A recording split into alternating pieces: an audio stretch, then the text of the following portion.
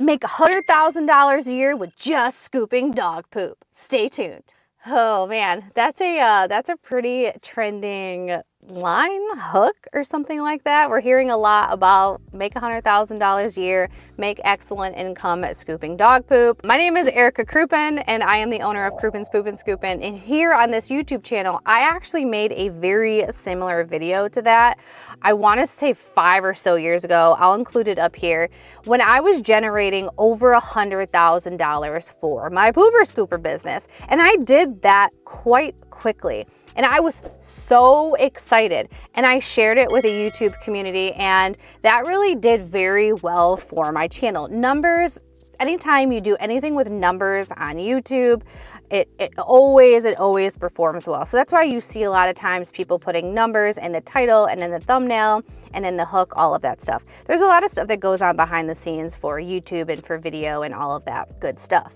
But I had documented the journey kind of leading up to it. I did it the best that I could. Could I have documented things a little bit better? Yeah, but you only know what you know. So I did the best that I could. And at the time of this recording, this is going to be my 7th year going in business. And I've learned a ton. I've learned so much since that first video. Not first video, but since that first, I made $100,000 scooping dog poop. And I've been asked a lot of questions, and as time has gone on, I've been asked better and better and deeper questions. And one question that came up, it said something along the lines, which I can't find it, is $100,000 like what you take home or what your business generates? And in the video, I felt like I did a pretty good job explaining that's what my business generated, but that's not what, as an owner, what we're taking home from the business. And I know that's not sexy. That is not a sexy look. That's not sexy for the YouTube algorithms. It's not sexy for the clicks, none of that. So in this video, I really wanted to talk about what it's like in 2025, starting a business, and what you need to generate in business to actually bring home $100,000 a year as an owner. This video is actually kicking off my Back to the Basics series because I'm going back and recreating older videos that I made in the beginning for 2 reasons. One is because those are fan favorites. You guys love those. As much as you guys love the podcast, you guys love the older videos as well. Here's the thing is I'm not necessarily in the field that often anymore because I've been able to build the business. Should I be in the field a little bit more? Yes, but I'm not. Could I bring home more money if I was in the field more? Yes, I could, but I have my YouTube channel. I have my She Built That School community. I got a lot going on, so my time is divided, and I'm very grateful to have 2 full-time staff that are out taking care of business for me. So I can do stuff like this and chat with you and do all these crazy hand movements.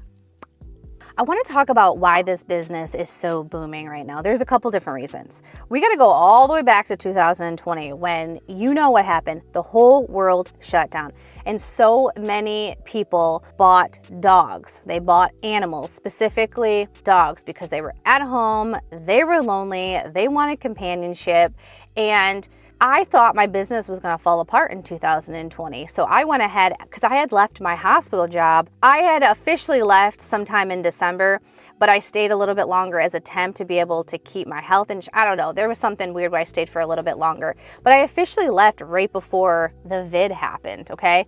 I left my stable hospital job because I was able to replace my income. The business was generating 6 figures. I was able to pay for healthcare and I was able to pay for retirement. Those were my 3 qualifications. Replace my income at the hospital, which I was making like $30,000 and some change, be able to pay for healthcare and max out my retirement. And at that time, I think I was putting away $500 and some change per month. And I wanted to make sure that my husband was able to put money away too. So once all that happened, I said, all right, cool, I'm out of here, I'm leaving. I put in my 2 months, I quit after being there for I think 14 years. And then the whole world shuts down, are you kidding me? So I went ahead and I got a job delivering pizzas with my friend at Pizza Hut. I did some videos on that.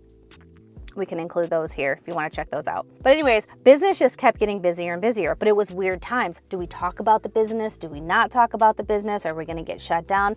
I was scared. I was actually going to shut down because at that time, I was a sheep. I'm embarrassed to admit it, but I was a sheep.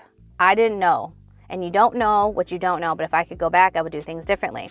And if anything ever like that happens again, no, things will be very different. And I feel like a lot of Americans feel that way. That's another topic for another video.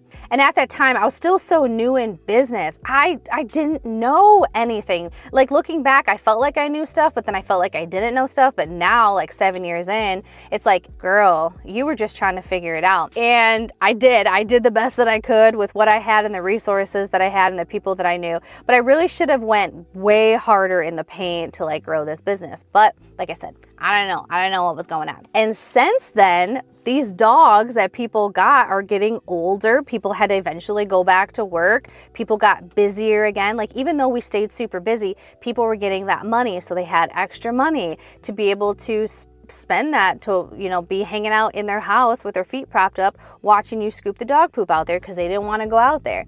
Then there was a little bit of a rough transition, and then people are back to work. So there's more dogs, people are wanting to outsource tasks, and there's more visibility about the industry. More people know about it. You know, when I first started, it was like, that's a service? People still do that? People do that? I can't believe people pay money for that. I still hear this. Don't get me wrong, I still hear it. But more frequently, I am hearing, oh yeah, I see your trucks all over the place. Oh yeah, I know a company that does that. Oh yeah, I've heard of that before. My neighbor has a company that does that. And I'm always like, well, who is it? Is it Crouppin' Spoopin' Scoopin'? Is it a pink vehicle? Because I mean, I want to be servicing that neighbor. My goal is to service everybody, right? But the reality of it is my business isn't big like that. I don't have enough staff. I haven't developed the resources and the skills to explode it. That's fine. We can do that in the future. I'm not worried about that for the sake of this video. I'm just letting you know the reasons why this industry is exploding more and more. And there's more visibility. There's more people talking about this industry. There's players that have come into the space that have deep pockets, big brains, resources that are able to make things happen. And so the industry has gotten a lot of attention, like a ton of it. And I know I've gotten some heat. I know some people are mad at me. They're like, shut up, quit talking about it on the podcast, quit talking about it online, because it's making it harder for us people to be able to advertise and making it hard. I understand that, but this is the name of the game. This is what happens. This industry couldn't and wasn't gonna stay small forever. And the strong will survive. And understand, if you're somebody that's kind of like newer in business, you've been in business for like 1 or 2 years and you're scared about what's going on because there's such a high influx of people coming in. This is what happens with every industry, right? You get all these people that come in because they think that this is going to be a quick buck, and it's not. They're going to burn out. They're gonna phase out. And if you are new coming into this space, the likelihood of you burning out and phasing out and shutting down your business in the next 24 months is very likely. I'm sorry to be the one to tell you, but if you aren't smart about business, if you aren't intentional, and you don't understand that you have to put the time in, it's gonna be very difficult for you, especially if you're coming into this space and you don't really know much about business and you're not willing to put in the work. There's people that are coming in here that have marketing backgrounds, that have like the understanding because they've done other businesses. They're gonna thrive, they're gonna survive because they understand business.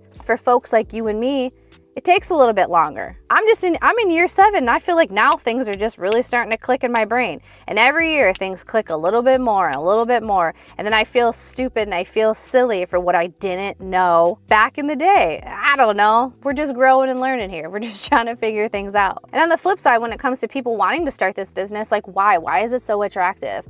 Well, there's a low barrier to entry. You can start this business for under $1,000.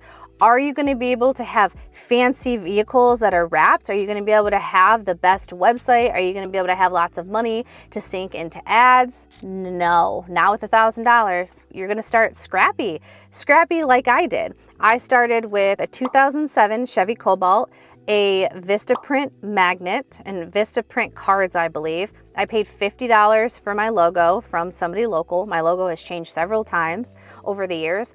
I put a cargo trailer on the back of my 2007 Chevy Cobalt with a hitch. That ate up most of my money.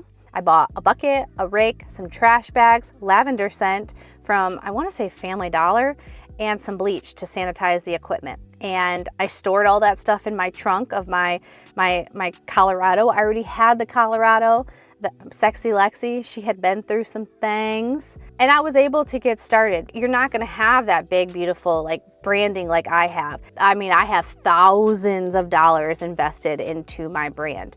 But that all takes time as you grow your business. So that's the reason why I think it's so alluring, is that the word? Desirable, because it's a business where you can make excellent money and you don't have to have a super high education to be able to get into it. You need to have a driver's license. You need to be able to have the smarts enough to be able to piece together a business. I was able to do it.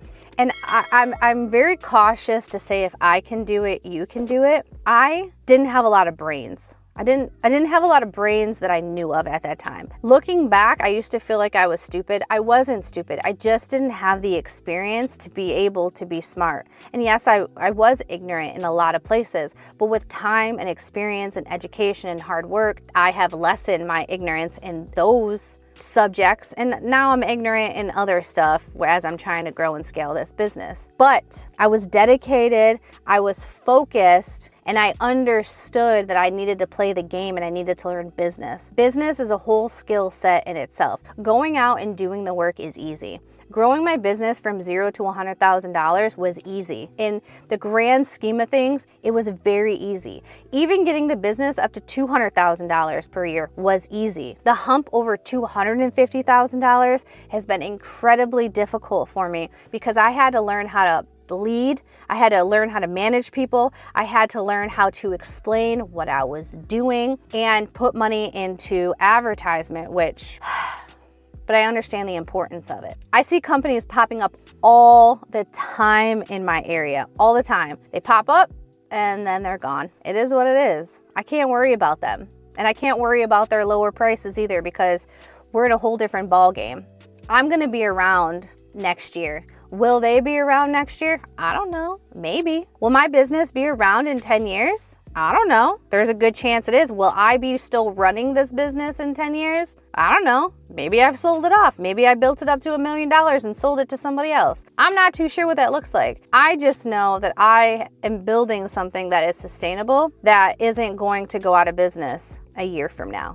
God willing, okay? As long, if you know, you know. I mean, anything could happen realistically, but if I'm still around, I see my business being around next year. And this business is super flexible. When I first started, I had younger kids, so I was able to drop them off at school, go poop scoot for, I don't know, 6 hours, and then pick them back up from school.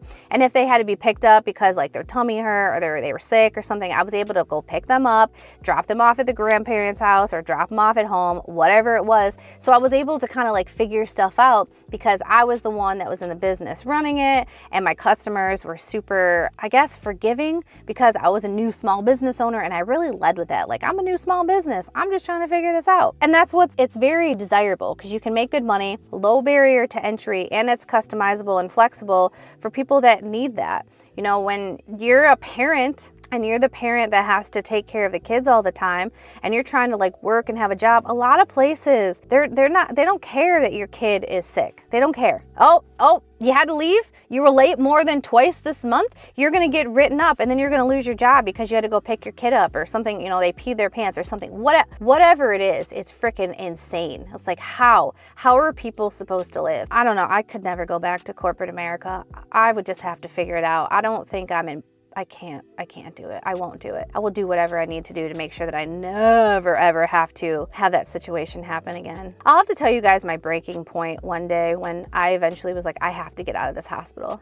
I can't do this anymore. And I forgot to mention like pricing, right? There's a wide variety of pricing depending on how you want to set your prices. You could have higher prices and do less houses. You just have to make sure you're delivering on those prices and you're finding the customers that want to pay those prices. Or you could have lower prices where you're having to do super high volume to be able to make that $100,000. Or you could have higher prices, spend more time at a yard, nurturing that relationship with the customer, and having to do, I guess, essentially less volume. It's not less work because you're still putting time and effort into nurturing that relationship. It's just a matter of like where you want your business to go and how you want your business to look. Because at the end of the day, all of that is depending on you and on how you're going to set things up. And the most important foundational piece is your pricing, which we'll talk about pricing later on in this series, because we're gonna, like I said, we're going back to the basics, baby. I'm not a professional singer, but I would love to sing at church on the choir. That's never gonna happen. And if you've made it to the end of this video and you're like, well, am I right for this industry? Like, am I gonna be able to succeed? I wanna give you some tips. Some honest tips. Like, I'm here to be super like transparent with you, so you get like a realistic expectation of what business ownership is. And this is why I feel like it's really important, because my husband started a business last year, and I don't know if it's just because I made it look easy. I didn't come home crying all the time. I kind of like internalized the stress. I went to therapy. I like did other things. I ate my feelings a lot. That's why my weight had gotten so big or so high. He went ahead and started a business, and he quickly realized that business ownership ain't for everybody. And we had some really good conversations. And at the recording of this video, he sold off his last piece of equipment like last week. So now he's debt free. He got out from under all of the equipment payments, but some people aren't that lucky. Some people are super underwater. Luckily, we were able to, like, I guess barely break even, but really we're in the red. Really, we're in the red. But we were able to get rid of all that stuff. And some people can't. And I do not want that for you. Please listen to me. This is who I think is good for being a pooper scooper. Somebody that is willing to learn, somebody that is patient, somebody that enjoys working outdoors, somebody that, if you want to grow this business outside of yourself, either enjoys working with people and leading people, or you're willing to take the time and put the energy into learning the skills to be able to lead a team.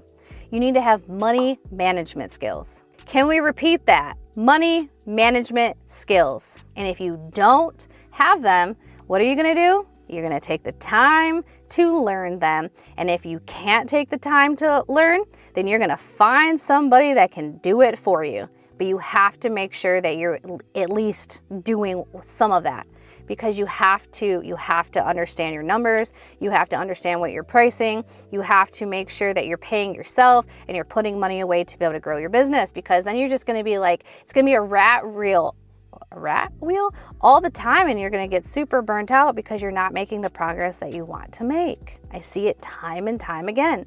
And some people say that you have to care about dogs to be in this industry. Listen, I barely see any of the dogs, and I barely see any of the people. So I don't personally think that that is a necessity. I mean, I love dogs. Don't get me wrong. Like, I love my dog. If I see a dog, I want to pet the dog. But I don't think that that is an absolute necessity. But what I have learned through all my training, talking to all the people, watching what bigger businesses are doing, they focus on their people.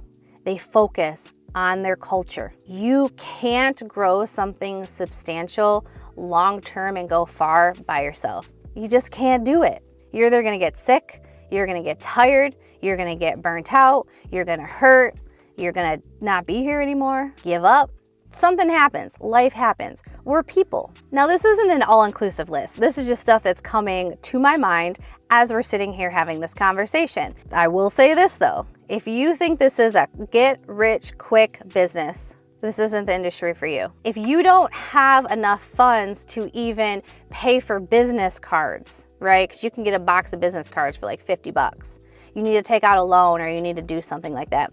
This business is not for you. You don't have enough money. You don't have enough money to start this business, okay? Don't be taking out loans to start this business. I'm serious. Don't do it unless you got it like that. Unless you know how to leverage debt. Unless you know how to run the game. Then go ahead. But don't go purchasing a brand new vehicle and putting a wrap on it and putting yourself 30, $50,000 in debt to start this business. It's gonna take you a long time to pay it off. If you think customers are just gonna beat down your door, and if you think customers are just gonna be like, yeah, come scoop my poop, and you don't have to go out and you don't have to either A, put money into ads or put in sweat equity, don't start this business. If you're not willing to grow and learn and humble yourself, don't start this business. If you can't stick to a simple routine, this business is gonna be difficult for you. This business it's not hard. It really isn't hard. It's quite simple. It's like once you get it set up, it's rinse and repeat. A lot of business is the same stuff. You gotta get customers, you gotta keep customers. You gotta get staff, you gotta keep staff. Rinse and repeat. There's a lot of other stuff that goes on in between, but it is quite simple. It's monotonous and it's boring. It's boring. It truly is. I mean, there's some days that aren't so boring. Like last year, I had a whole non-boring year. Like last year was not boring. This year, a little boring. And I like it that way. So in my opinion, is this a good business to start, especially in 2025? I think so. I'm so happy that I started my business when I did. It has changed my life. It has given me so many opportunities and wonderful experiences and wonderful income, and just I've grown so much as a woman, as a person, as a wife, as a stepmom. I would say as a dog mom. My dog doesn't like me. It's okay. I can admit that. I can admit that I am just the spare. Would I start this business in 2025, knowing what I know now? Yes, absolutely. There is so much opportunity out there for the ones that want to go out and want to get it. But please take everything that I have said, think on it, reach out to other people, have realistic expectations on who you are as a person, what your business skill set is like, what your time management is like, what your money management is like, and how much time you're willing to invest into yourself to grow as an entrepreneur and as a leader. Because if you're not willing to do all of that, this business might not work out for you. And those are my true thoughts.